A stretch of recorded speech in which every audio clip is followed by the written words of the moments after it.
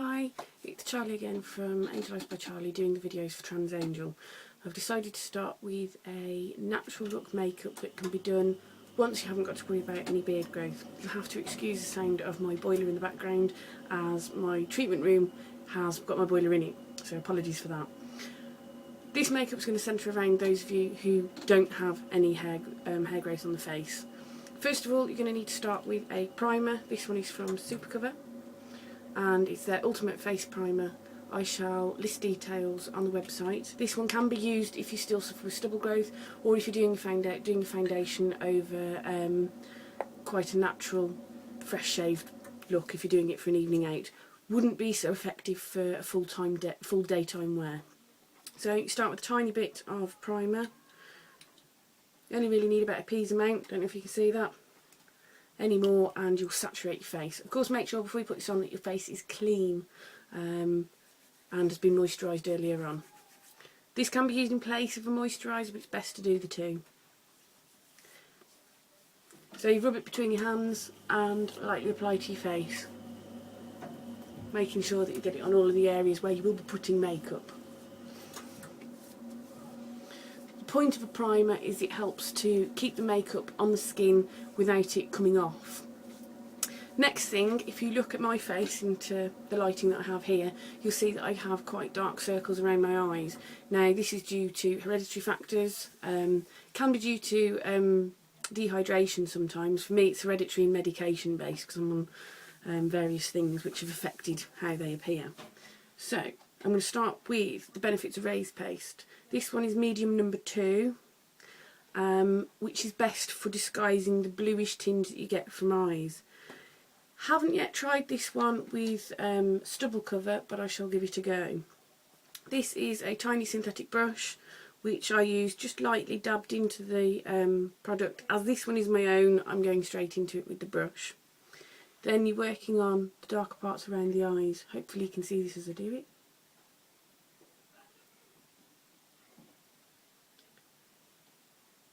So you're lightly brushing it over where the dark circles form underneath the eyes. You're not pressing hard, otherwise you'll end up with a big thick coverage of makeup that you don't need.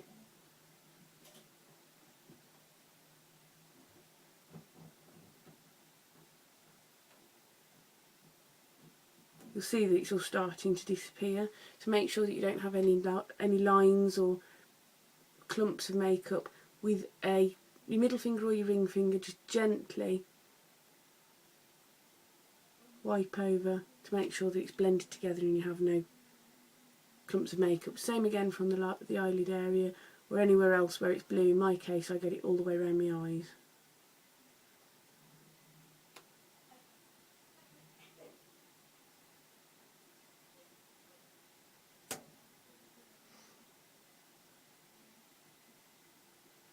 And again just gently wipe it into the eyelid.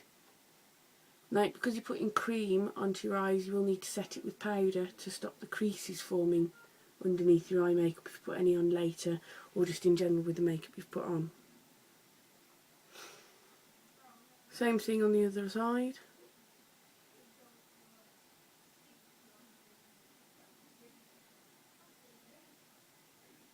I'm only looking away because that's where my mirror is.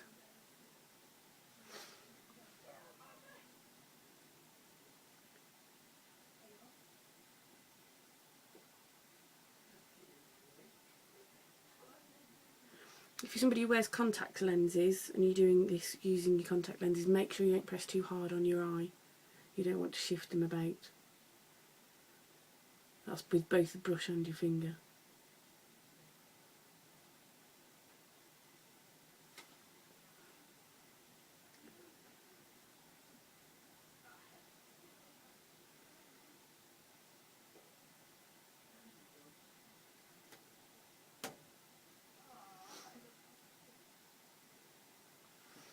Well, it instantly makes a difference. If you discover any discrepancies between the sides, you can always go back in and just touch up. I find that the outer corners seem to be where I stay darkest.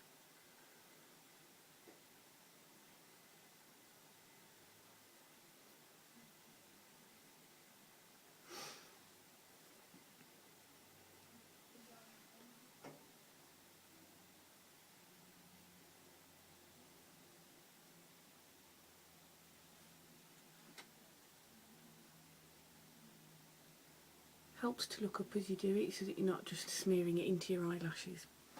If you've got anywhere else on your face that might need covering, like any blemishes or things, the same product can be used. Again, a tiny little bit. I've got a spot just down here and I have a scar on my chin, so I'm going to go for those. And just gently pat it in so that you're not smearing it straight off what you've covered.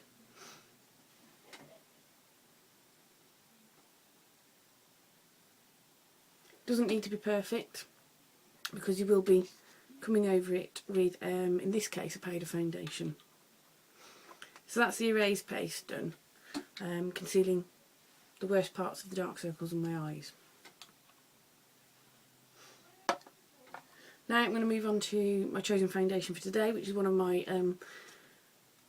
all-time favourite powder foundations, and it's listed on my Facebook page as one of my high street recommendations, which is the Hello Flawless Compact from Benefit. This one is mine, and you can tell it is very loved by the state of it. I do use it a lot. This comes with a applicator brush and an applicator sponge. The sponge you can use for putting it on more definitely in areas where you want it thicker, and the brush if you want just a light coverage. So I'm going to start with the brush. Work it into your powder. You don't want masses. All we're doing at the moment is setting the cream that we've done so far. If you're lucky enough to be able to close one eye at a time like I can, close one eye. If not, lift your chin and look down and it will give you the same effect almost. I can close one eye at a time, so you run your finger very lightly across the eyelid to prevent any creases that are formed while you've got your eyes open, and then you're powdering over the top.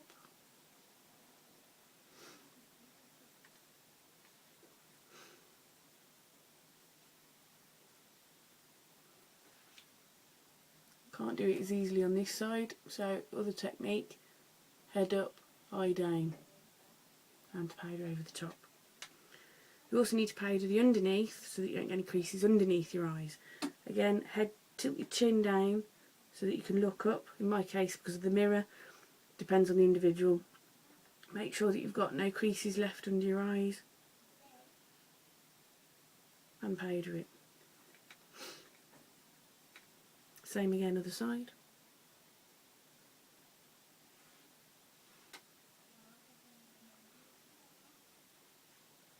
This process applies for any foundation application.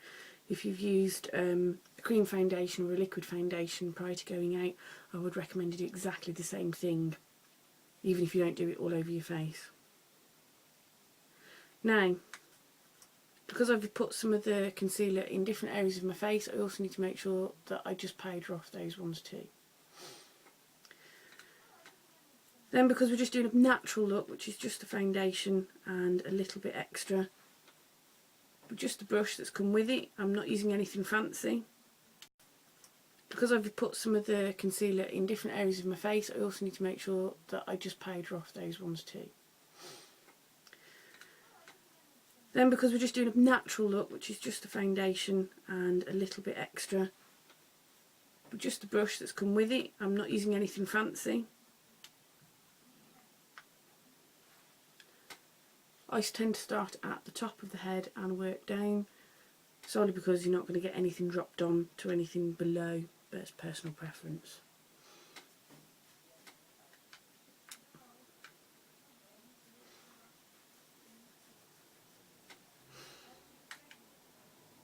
Now you see I've got quite red cheeks, and just dusting over a powder isn't really covering it.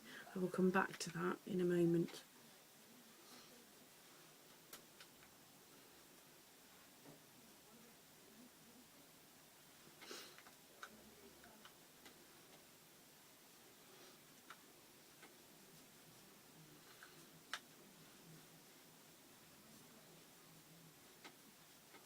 Now, because this foundation is matched to my skin perfectly, there is no need for me to bring it down my neck unless I want to cover anything else.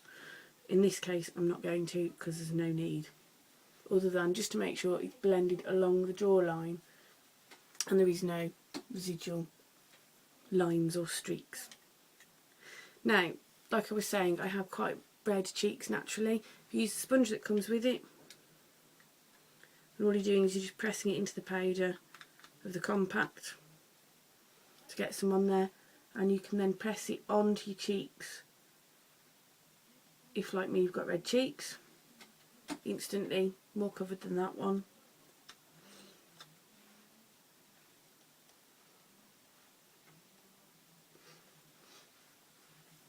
This is the wonders of powders with sponges. This is a pressed powder, by the way. Now you can do the same. As you might notice, there's still just a little bit of a dark shadow coming through under my eyes, even though I've concealed it beforehand. So you can go in with the sponge.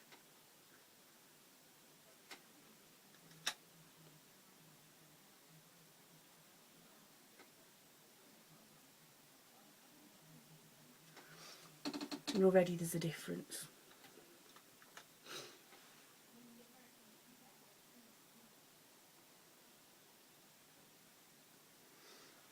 You're only pressing this onto the skin, you're not rubbing it.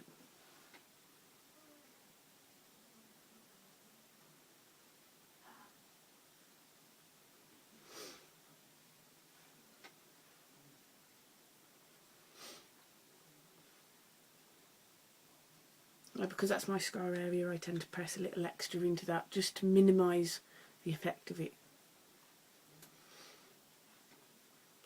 And these are the areas where we tend to get shiny. You can always do the same across. I've not put any extra on. I'm just gently pressing it in. So that's a powder foundation done for a flawless effect using Benefit's Hello Flawless, which I highly recommend. The next point I'd move on to from here is just to put on a tiny bit of natural blusher. I've chosen my favourite one, which I use for almost everything I do in my own personal makeup, which is MAC, and it's their Buff. Hopefully you can see that. If not, I will be linking everything afterwards. You want a tiny, tiny bit onto your blusher brush. Now I've got an angled one here, but a normal blusher brush for roughly the same sort of size. To give you an idea on my hand, it's not that big. It's a medium sort of brush. So it's an angled one. Because as you're doing your makeup to give yourself features more definition, an angled brush helps for the contouring of the face, or you can use a contour brush which will have a dome to the top of it. So all I'm doing is I'm coming in under my natural jawline. So my cheekbone's here, my jaw's here, and I have a hollow where I can press in. All I'm doing for a natural effect is just coming into that hollow for a tiny, tiny bit there, and the same on the other side. Everybody's face shape is different, so how I'm doing it might not apply for you. I'm not looking to have loads of blusher slapped onto my face. As you can see, it's quite pronounced still at the moment, so all I'm going to do is just rub it in gently with my my fingers, so I haven't got a hard line. Now I suffer with a lovely double chin, so you can disguise it with the same shade of blusher. It's not sparkly, it's not shiny. Edge of the brush, from just below your ear in the jaw, following the line round.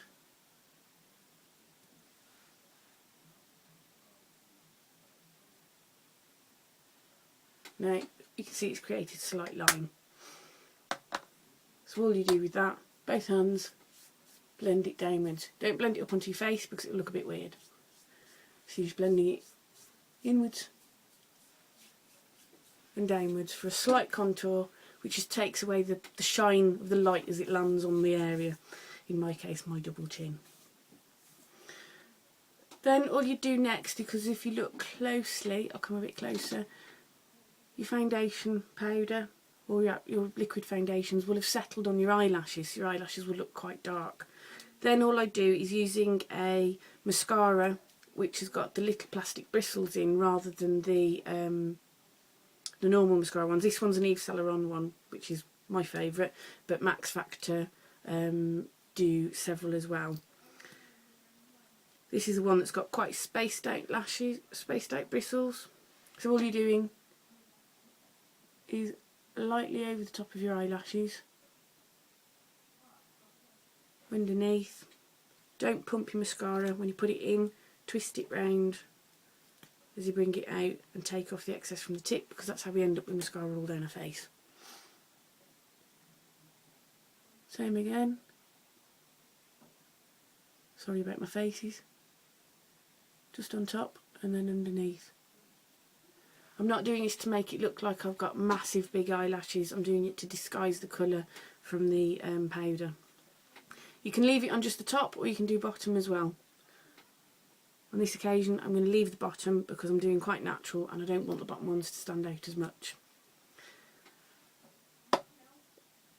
From there, to finish off your natural look, all you need to do then is apply some sort of lip gloss or tint. Doesn't have to be anything fancy. You can use just a lip balm. I have got a miniature of Benefit's California Kissing, which is not actually that colour when it goes on. It's just tiny gloss. It's got a slight sparkle to it. Make sure it doesn't overhang the edge of your lips where you don't need it to. And there you go. That's fairly basic, straightforward, just making you look natural, hiding any blemishes on your skin so that you feel like you've got makeup on before you go out and without overdoing it. If you're wanting to learn to do more, I will be putting more videos up, and I will be using some trans and T-girl models to do so. On other ones where I can get away with doing it on myself, I shall do. The next video I shall be making will be about wigs. Hope you've enjoyed this one. Bye.